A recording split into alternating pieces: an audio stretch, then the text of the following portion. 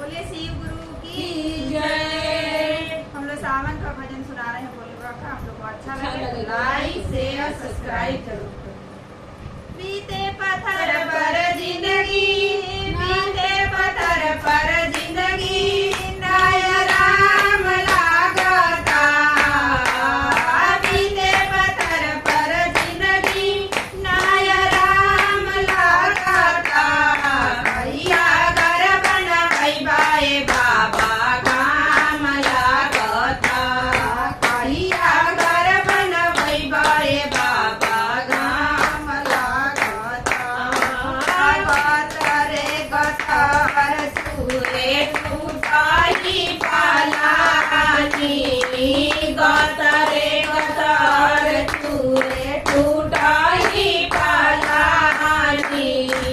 बरसे सावन बाबा हम भी गतानी, बरसे सावन बाबा हम भी गतानी। माता के रोजे भाना तुरे के रसा में रोज काम लागता। भाना तुरे के रसा में रोज काम लागता। भैया घर बनबै बाए बाबा काम लागता। भैया घर बनबै बाए बाबा काम लागता।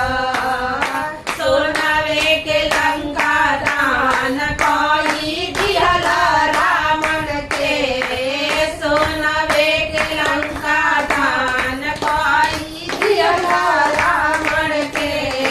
झूठऊ लगवले बाड़ा मेला रौरा सावन के, झूठऊ लगवले बाड़ा मेला रौरा सावन के।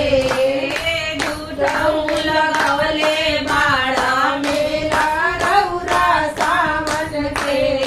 राम राउर ढेरे ताम झाम लागता। सेवा में राउर ढेरे ताम झाम लागता। भैया घर बनबै बाए बाबा काम लागता। भैया घर बनबै बाए बोले बाबा काम लागता। कैसे मनाई हम बबुआ गणेश के, कैसे मनाई हम बबुआ गणेश के। लड्डू खातिर रूसल बाड़े कैले बागले सके, लड्डू खातिर रूसल बाड़े कैले बागले सके। हम संगतों के एहे अरदास लागल बा, हम संगतों के एहे अरदास लागल बा। भैया घर बनबै बाए बाबा काम लागता। भैया घर बनबै बाए बाबा काम लागता। बीते पत्थर पर जिंदगी, नया राम लागता। बीते पत्थर पर जिंदगी, नया राम लागता। भैया घर बनबै बाए बाबा काम लागता। भैया घर बनबै बाए भोले बाबा काम लागता।